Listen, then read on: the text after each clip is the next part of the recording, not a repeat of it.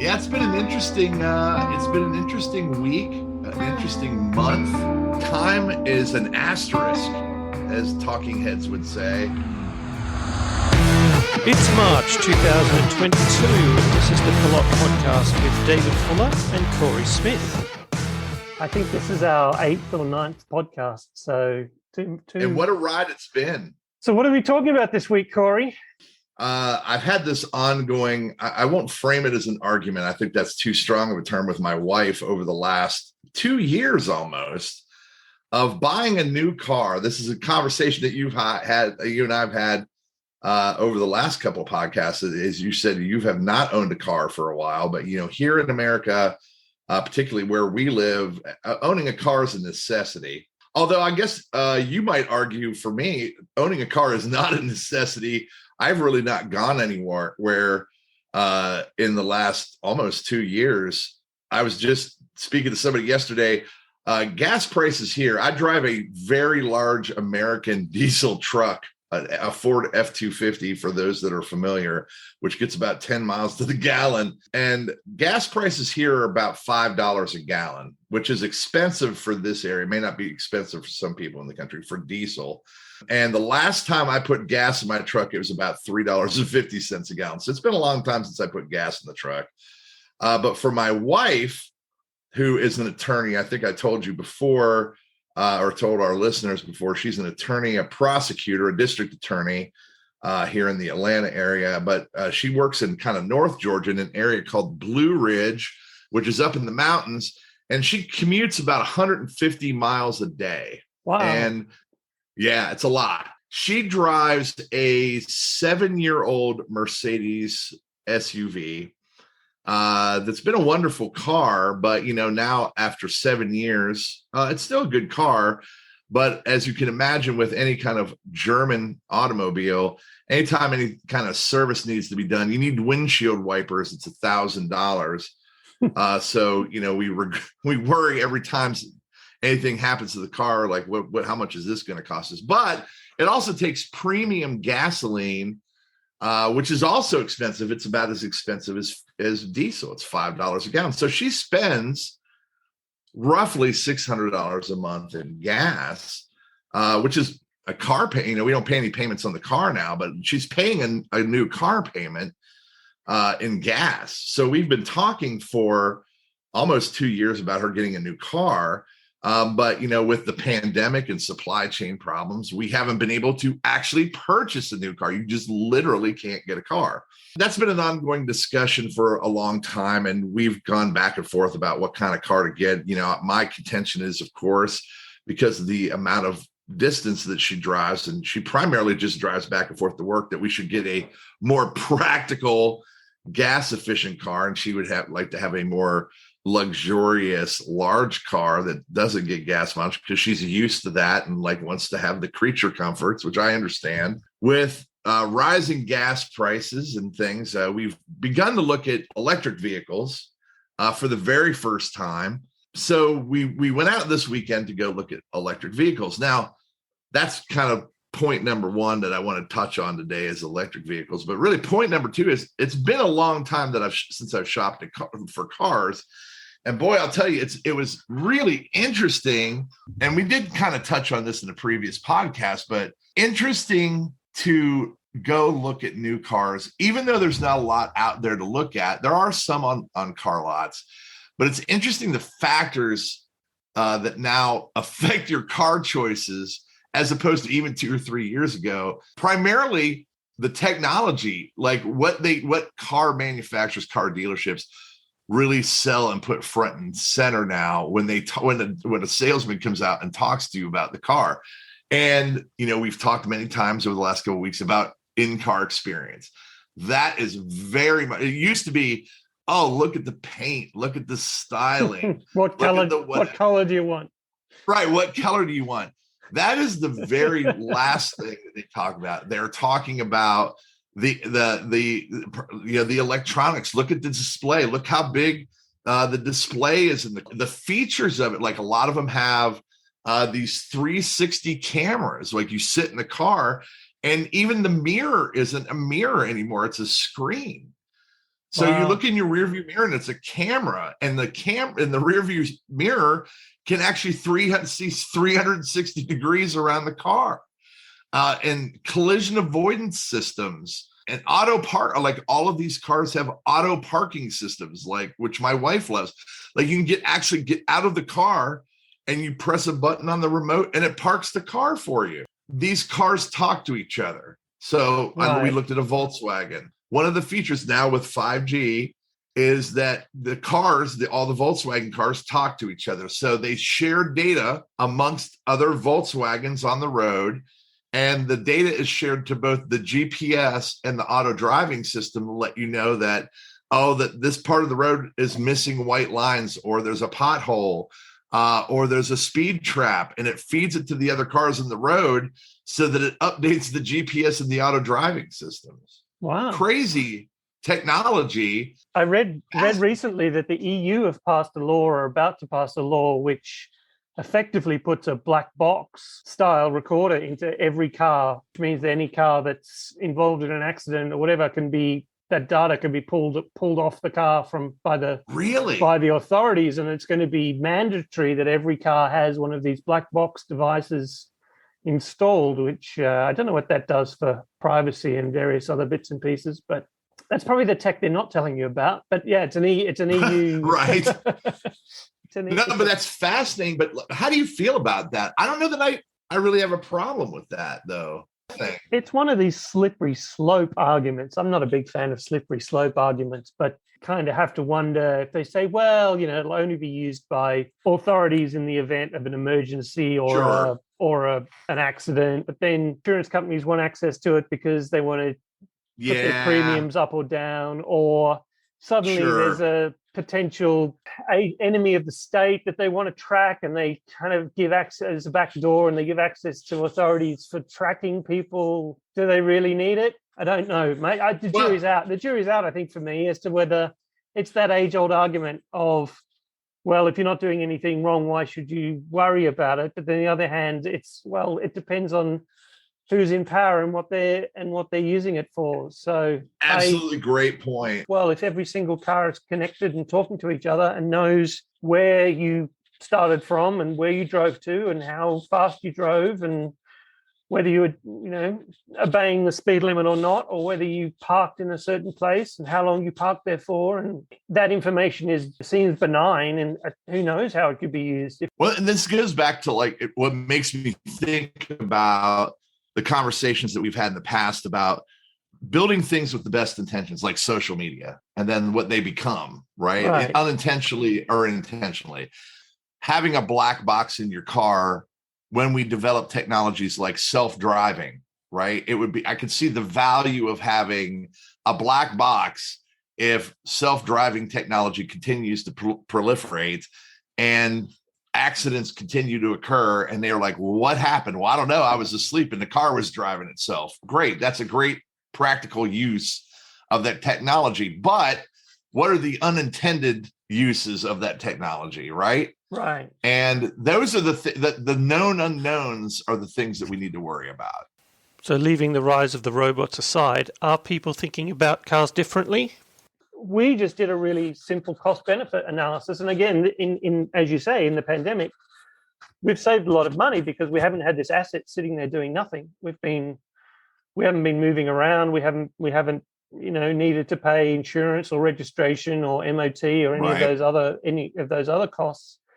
But we did that 5 years ago, and we sort of said, if you were to take the money that we were to spend on a car and all the associated costs versus the number of times we would take a Uber or a taxi, then it actually worked out cheaper just to take the taxi. And we've also lived in places that have had very good public transit systems. It's interesting that Martin, a couple of weeks ago, when he was talking about cars, he was talking about a totally different ownership model. So are you still looking to buy the car outright and own it, or are you looking to more like a mobility service or lease type arrangement? If my wife didn't have to drive so many miles, we would certainly look at a mobility or a lease model. But because she puts so many miles on the car, it's not practical. I'd love to lease a car. In fact, for myself personally, I think probably going forward, I will probably not, particularly after talking to you, because I'll be honest, you've changed my perspective about automobiles. And that one simple sentence, you're like, you pay so much for a car that for 75% of the time sits in your driveway. And until you actually said that, 3 or 4 weeks ago, I never actually thought about it. I honestly, and I was like, I've thought about that literally ever since. I'm like, and I look at every time I walk outside, I look at my truck and I'm like, there it sits. And I'm paying a payment on it every month, and there it sits. And I drive it nowhere. And I'll tell you what, if I lived somewhere like you did, like I said, that had public transportation, I don't know that I would own a car. So well, and that's culture, right? That's also American culture, I think, too, of car ownership. Oh, and male right? culture. It's a kind of a certainly, certainly thing. You are a product of the car that you drive. It's part of your identity. It's part of your thing. Well, and as a kid, as an 18-year-old, when you get your license, it's that part of your freedom from your parents and not having to ask for a ride somewhere. You can just drive yourself and get away from it all. So, of course, in addition to that, I've got the Jeep sitting outside that I've got easily $70,000 into and upgrades for off-roading, that I drive that thing once a month for a weekend, and it just sits in the driveway on a trailer until I decide to go out in the woods again. How ridiculous. Sailboats are the same. Like I said, I think exactly. The only asset that's more inefficient than a car is a sailboat. But what a joy, though. Did you get down to a short list? Did you say, wow, there's some? We're looking at electric vehicles, which we just started looking at. This is the largest release of electric vehicles this year at any year. Of course, there's just more and more. And we've looked, there's so many high rated ones. Teslas are, of course, very highly rated, but they're very expensive. We looked at a Ford Mustang. They're not very attractive. We went and drove one this weekend. We're looking at some Hyundai, makes a brand new one that I think is nice. It's got a very good warranty on it. My wife is kind of averse to these brands, of course, coming from a Mercedes. She's a little snooty about it. Toyota is releasing a hydrogen car. Have you heard this? I haven't, no. So I believe they've already released it in India and China, and they're going to be releasing it in America sometime later this year, only in California, because I believe California already has a hydrogen infrastructure to support it for the fuel. But they have a hydrogen car. It's got a 400-mile range. And when you purchase the car, it comes with $15,000 worth of fuel included. And then all you have to do every once in a while when you use it, there's a button in it, and you push it, and it shunts all of the expended fuel, and it just burps out water. Well, that led me into kind of going back to another conversation we had. Why is it 2022? And I rant about this all the time. We live in this world of all this great technology, smartphones and the metaverse, and you can go get a hip replacement in 2 hours and be home and walking around again.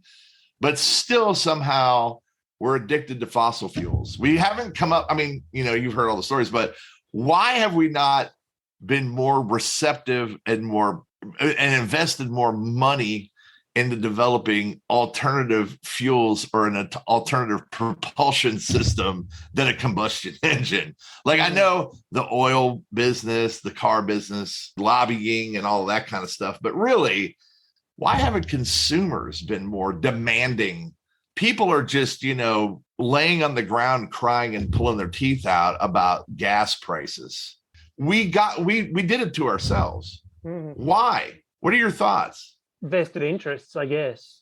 There's been absolutely no imperative for the powers that be to change. It's like tobacco. Everyone knew that tobacco was bad for you. Yeah, that's true. They keep selling it. The human brain basically takes a lot longer to change than what technology is currently changing at, right? So evolution works in such a way that the human brain is still effectively the same brain that we had when we were hunter-gatherers in prehistoric times. The brain hasn't changed much. but the way the brain has had to operate and the systems that it has to deal with have changed immensely. I heard a great podcast a couple of weeks ago about a new film in Australia, which is all about the environment. And basically what the filmmaker is trying to do is say that we've got the psychology wrong. So at the moment, basically trying to guilt trip people into changing their behavior. This filmmaker is trying to look at it another way and say, well, let's look at all the positives. Let's look at all the pros around this. And actually, he mentioned cars. He mentioned a Nissan Leaf. Yep. And apparently the Leaf, people are they're making money off it. So they're basically using it to sell power back to the grid. It's an interesting time. And I think on the one hand, it is an interesting time that the pandemic has forced people to reevaluate a whole bunch of different things that have basically just existed through inertia. People buy a car because they've always bought a car, and they buy a petrol car because that's the only one that they have that's available. Like these things like buying a car or the Great Resignation. And I don't want to frame this wrong. I don't want to get beat up by our listeners. Maybe while the pandemic was terrible, was the thing that needed to happen to shift our thinking, to shift the culture, to start people to think in a different way. Well, people had to start answering questions in a different way. Why does the working week have to run Monday to Friday? Why do office hours have to be 9 to 5? Why do I need to work in an office as opposed to working from anywhere I have an internet connection? Why would you even ask? It is. It is, right. And then when you didn't have to do that and everything was fine, like you could work from home and be with your kids and do the things and everything was fine. And then they were like, okay, now you got to come back to the office. You're like, why? Again, without trying to annoy people or get people upset. But the fact is, a lot of this stuff is religious. Not working on a Sunday or not being able to open your business on Good Friday. Now, religion is taking a smaller part of a lot of people's lives. Most people don't go to church on a Sunday. So why do businesses need to be closed on a Sunday? It's not because people need to go to church, but that's why. That's the underlying reason why businesses are closed on Sundays, because people go to church, right? But if people aren't going to church on Sunday, then why are businesses still closed? Well, it's the same thing with daylight savings time. And I'm going to be honest with you. I only this year found out why daylight savings time exists. Do you know? In Australia, I believe it had something to do with farming. But that's exactly right. I only found that out this year. When was farming, like, not that farmers don't exist, but when was that an important thing last? Agriculture is not the thing that drives the economy anymore. So, like, why do we continue to do that? Well, the reason that the bars used to close in the UK at 10 o'clock at night, they used to ring the bell and kick you out, is because they wanted you to be a good worker and be back at work on time the next day. Right. Like these kind of traditions. Well, and like conversely, a lot of them are control systems, right? Right. So basically they're ways of controlling the masses, the workers. You have to work from 9 to 5 because the bosses tell you that's when you have to be at work. You got to do they want to control the workers. It's a bit of a power. It's all about power relationships, keeping people in their place. You've got to come into work. You've got to sign in. Have you seen that new show Severance on Apple Plus? I haven't yet. I heard an interview with it's Ben. Is it Ben Stiller? Yeah, it's Ben Stiller. Yeah, show. Yes. I heard an interview with Ben Stiller a couple of weeks ago about it, but I haven't watched it yet. Very much what you're speaking of. I've seen some things kind of go the other way here since the pandemic, where, as an example, many stores like Walmart used to be open like 24 hours, the Supercenter, right? And then in the pandemic, they reduced the hours, so they were just like open like a normal store, like they closed at 9. And now things are opening back up. Many stores are just like, we're going to keep these normal hours, primarily because people won't work. Oh, they're like, I'm not going to work 24 hours overnight. That's ridiculous. This has changed. So when I was a kid, there was a job for people who were students, which was stacking supermarket shelves at night. And it was a great way to earn some money. So the way that worked then as for a supermarket was that you had 5 or 6 guys that were physically restacking shelves overnight while the store was closed. Right. And then they thought, well, actually, these guys are in the store anyway. The lights are on, the systems are on. Why don't we just train 2 of them to work a till? And that way we can keep the store open all night. Well, this circles back to the beginning, right?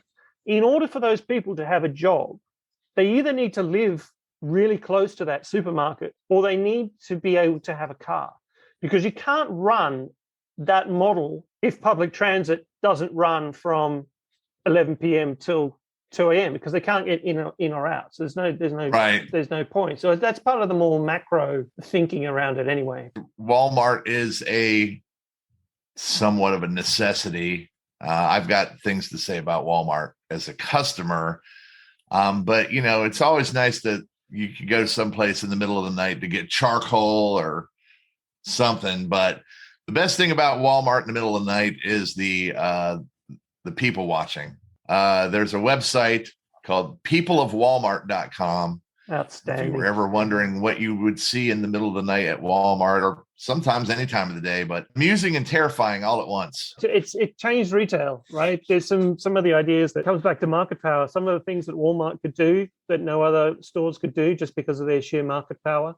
Yeah, change 100%. Change the game. So forcing manufacturers to manage their own vendor managed inventory, for example. Yep. And some of those concepts, everyday low pricing, which I think was a thing, which made things more efficient and easier for Walmart, but at the end of the day, pushed retail along and innovated the supermarket shopping experience for all the. I think they did a lot of good for the retail industry. Amazon's doing exactly the same thing to its suppliers now. So yeah, it's funny because that power thing. I worked for Walmart as a consultant for some time. They're very smart in many ways in that respect, but they're terrible in the e-commerce space. That's Amazon's area of expertise. Walmart can't get it right. Yeah, they're stuck in that brick and mortar retail mentality. They're a super tanker. They're going to take a long time to turn them around and change their business models. It's not how they were built. They were built as a big box retailing platform, and theoretically that should be relatively easy to do via e-commerce. That's not how they're set up. Right. Well, that's the last mile is the hard part. The ordering bit's the easy bit. They've got the stock, and they could probably do the pick. They could probably do the picking piece. The hard part is scaling the deliveries. That's exactly if right. Suddenly you've got a mile by mile car park of people who are coming in and filling up their trucks full of detergent and rice and fishing gear and whatever they need to get from Walmart, getting that stuff out in a single motorbike driver or delivery truck or whatever else. That's a hard thing to get your head around, I would imagine, as a business. For Walmart, my experience has been it's the front end, it's their website, right? The experience, and it's the last mile. That's where they struggle. The two ideas I would have on that is, one is I would absolutely leverage click and collect, what they call click and collect. Yep. But basically the concept that you do the order online and they pick it, and then you go and pick it up and it's waiting for you, at the store. So that they do that, but they don't do it well. My wife does that. Anyway, I'm solutionizing while I'm thinking. We should do a series of shows of we'll solve that. When we talk to Martin, and I ask this question a lot, and you may actually hear me say it every time we have a guest, and it's just a curiosity of mine, is I always ask people that are, for lack of a better word, experts in their field, do you have an example of somebody who's doing it right, whatever it is? I asked him, is there somebody in the experience or the customer experience realm or customer service realm who's doing it right? Like who in retail is doing it right? And by and large, everybody has the same answer, no. You know what I mean? Because I'm always trying to find somebody as an example who's doing it right. It depends on who you're talking to. If you're talking about customers, and it's hard to find a customer who doesn't like Amazon. I mean, from a customer point of view, Amazon gets customer service pretty right. You get your stuff. If you don't get your stuff, you complain. They refunded, whatever else. It's Sure. interesting. So and they've managed to continue that customer goodwill even as they've scaled. Well, and ironically, on the B2B side, in their AWS and Amazon Web Services, also a really good business, extremely quality service, really, really unique business model, pricing model. It's consumption based for what they sell, which is super easy for them to sell. One of my best friends it works for them. Their hiring practices, they try to hire the best of the best. Their hiring practices to get the right people is really fascinating too. But they're starting to do things like deplatforming certain businesses because those businesses don't necessarily agree with Amazon's views, which is an interesting one. So I don't know whether it was it Parler that they deplatformed? Oh yeah. Business to me is apolitical. Money is money. So I guess this comes down to this sort of Web3 idea of how do we protect ourselves in a more decentralized architecture that says, I don't want to have to be beholden to what some guy at Vimeo or Amazon or some other centralized company decides whether or not my content is worthy or not, and whether they can host it or not. Irrespective of what their terms of service are, I don't get a choice in that because I'm a tiny player, and I'm always going to be shut down in favor of someone else who's got more, who's a better customer. So this idea that potentially decentralization gets rid of some of these middlemen and allows people to talk directly to each other without going through the intermediary. I can see that as a plus point. But a decision like that is editorializing, and they are being published. Sure. But here's another interesting question that I don't know the answer to. Certainly, there are Russian companies that do business with AWS. Do you think AWS has stopped doing business with them? Well, theoretically, they have to under the sanctions. Do they? Yeah. I mean, if Amazon is a US company trading in US dollars and the US government has issued sanctions on Russia, then they have to comply with them. I mean, when I was selling Magento in the Middle East, we had a whole bunch of customers that wanted to implement Magento in Iran, and we couldn't sell it to them. Magento wouldn't allow us to sell a Magento license in Iran because of the sanctions. If there are US sanctions against Russia, then Amazon as a US company is breaking the law by still doing business in Russia with Russian companies. So a quick Google search has produced Amazon stops accepting new AWS customers from Russia and Belarus. But does that mean that they've stopped servicing current customers in those regions? Servicing current customers would be a harder thing because obviously they would have contracts and SLAs and whatever else. So I'm not sure how the international law works on that. So yes, they wouldn't be allowed to sign a new contract that was dated after the sanctions were issued. But if they have a contract with a customer that started before the sanctions were issued, then I don't know how that works and what the various rights and responsibilities are of each party. You would think that if it came up for renewal, then they wouldn't be able to renew it, but they probably have to fulfill it as a contract plan. Right.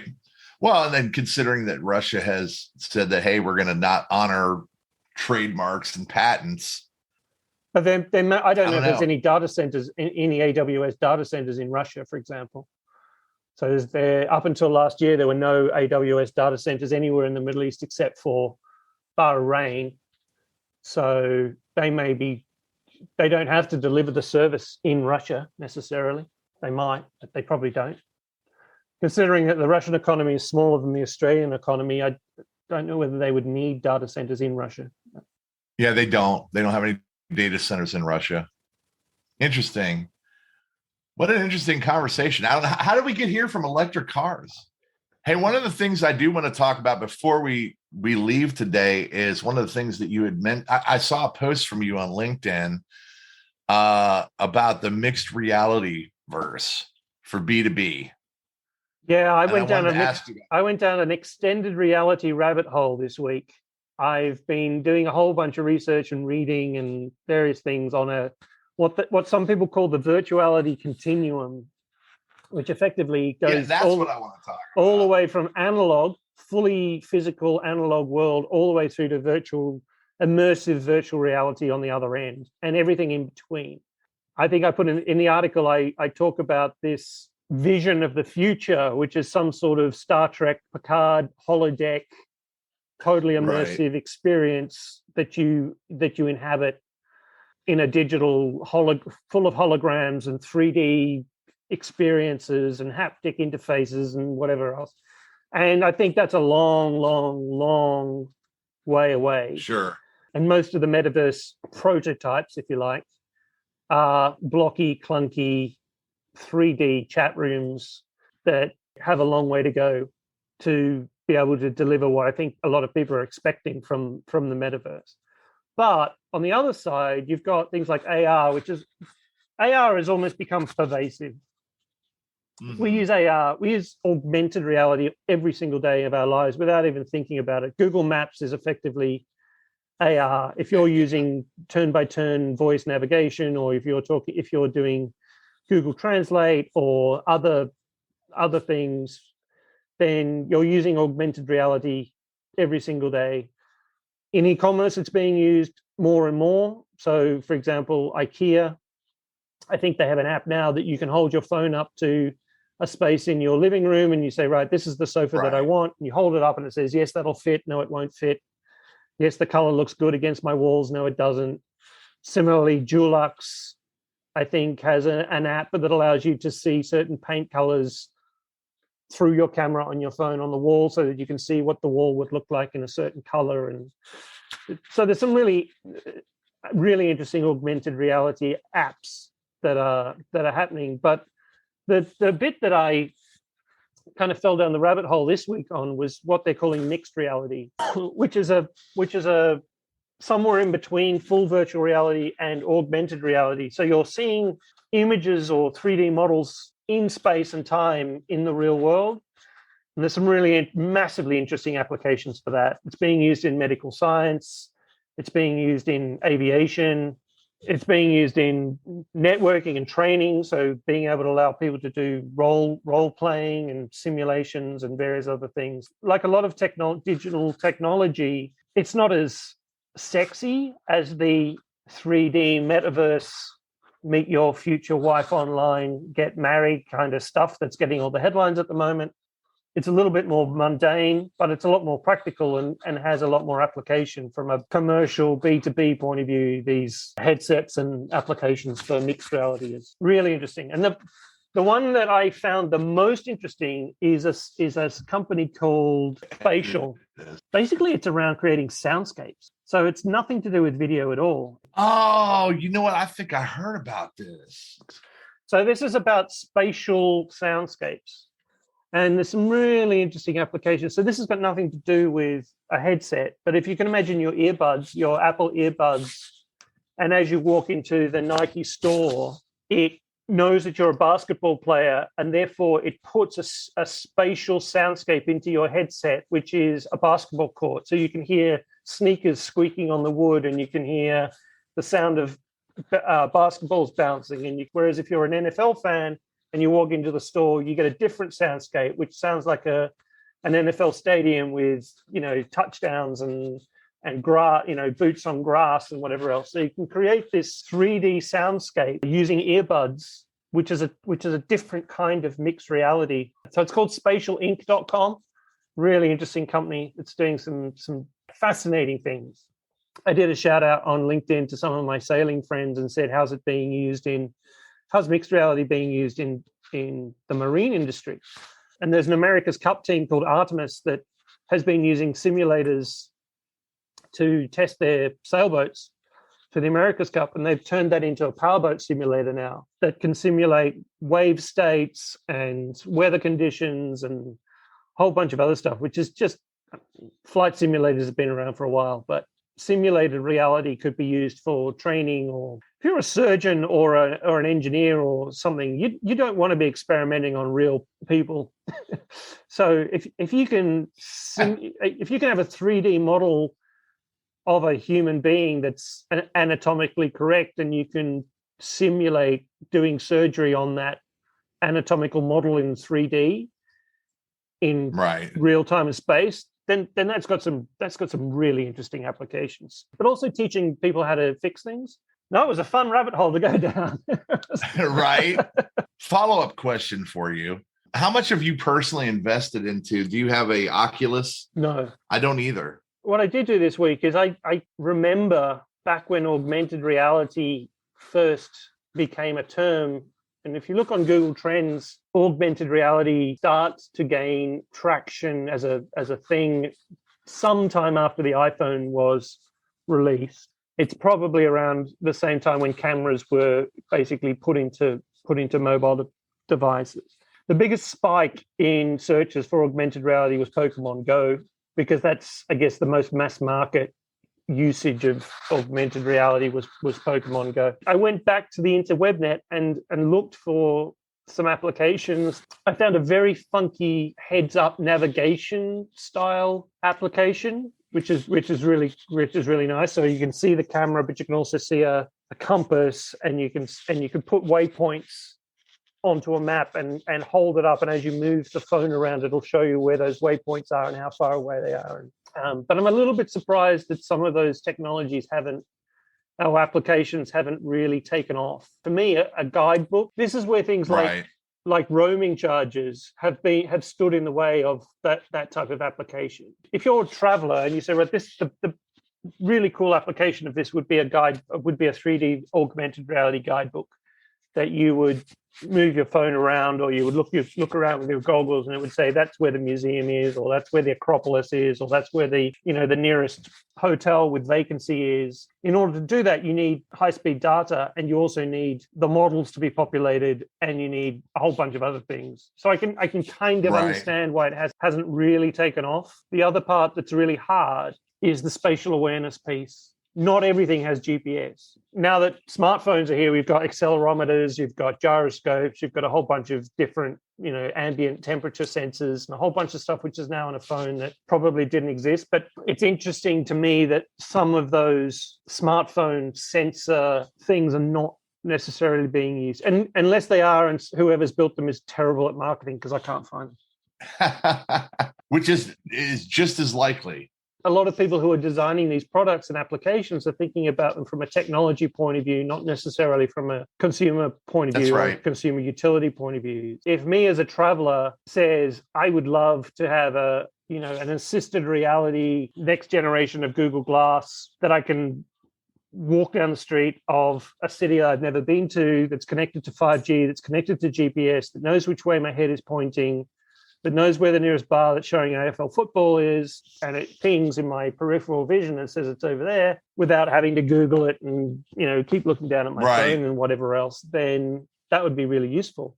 I think you should go back and write yourself a note for what you said 2 minutes ago. I think that's a brilliant observation that you made, and I think that's one that should be written down and posted about. You should write about it. I think you made a really genius statement. That's truly the gap. I've never heard anybody say it as well as you just did. Is the gap is you have people that have the ability to, or just lay people that are that understand the experience, not necessarily that they want, but they understand what their experience of their needs are, but they don't understand the technology and what the capabilities of the technology are that can create the experience that they wish they had.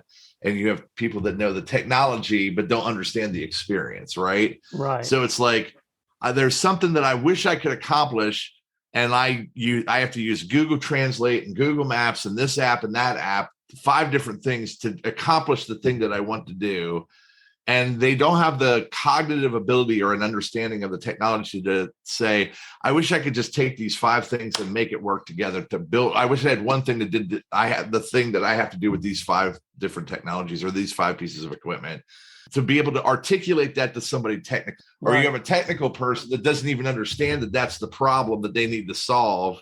So they continue to solve it. So by they have creating- a piece of technology they're looking for a problem to solve, but they don't know. What Right. the They have a problem is. hammer looking for a nail. Right. And that's the gap. But in some cases, you're way too early or you're way too late. So you just got to wait for the technology to catch up, or you've got to wait for there to be a moment to circle back to what we were saying at the beginning. There needs to be a moment where people's behavior is forced to change, and therefore they are forced to ask, how can we do this in a different way? Because otherwise the inertia is Right. just, why do we need to change it? It seems to be working okay. And even if there is a technical solution to it, we don't really need to implement it because we've always done it this way. So why should we change? Being able to straddle both understanding the idea, but also having the understanding of what the technology or the possible solutions are, that is a small subset of people.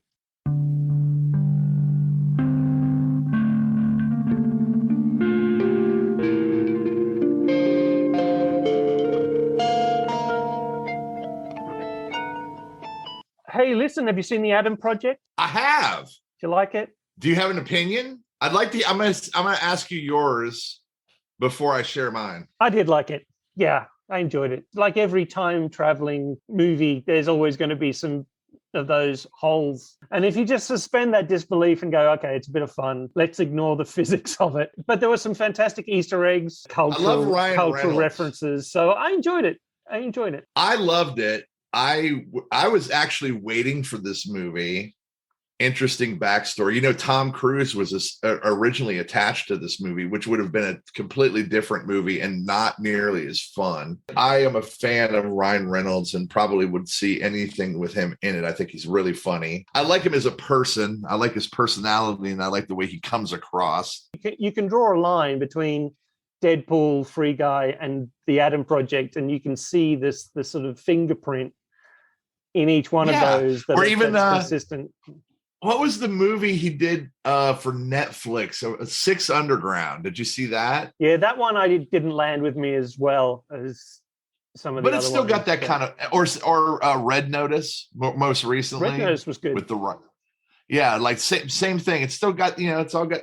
Ryan Reynolds is one of those actors that is in every movie. He's Ryan Reynolds.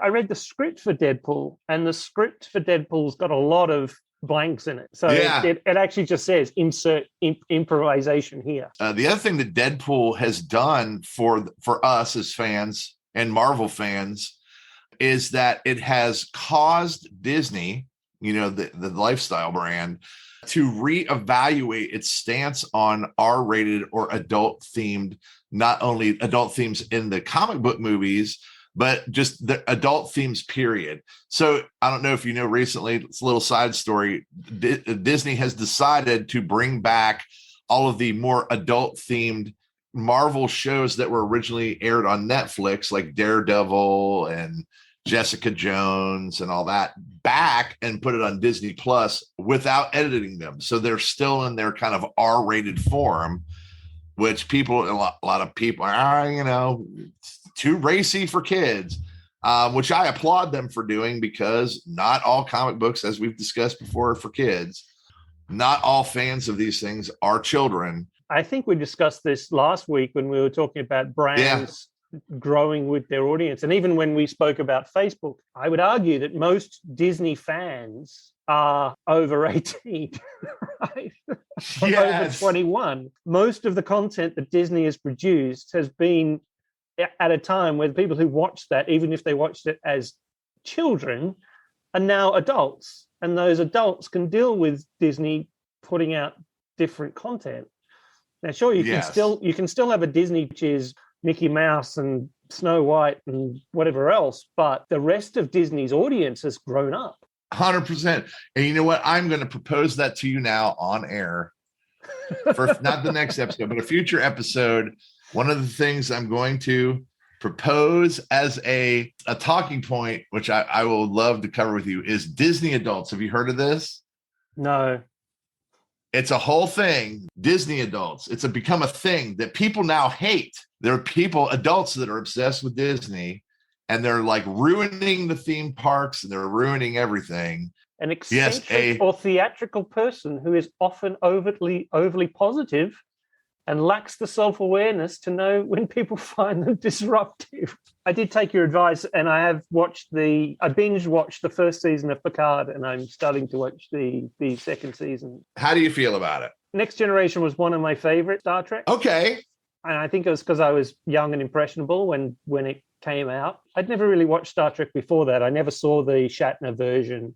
I like it. I mean, it's got some fascinating thoughts, deep thoughts around the concept of AI. Some of the themes explored in Picard around conscious AIs and things, they've dealt with that in a really interesting way. And I also like the idea of this older character. He's got demons and he's got right. And it's fascinating to me that they've rejuvenated these characters and brought them back in new shows. These stories are much more, the character studies and the depth of the characters are much more rich. Like you said, he's older and he's got demons, and the exploration into the subject matter is deeper, and the writing is much better than it ever was on Star Trek Next Generation, because it can be. Good stuff. Okay, mate.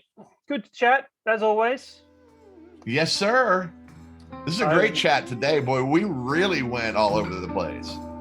Anyway, until next week, my friend.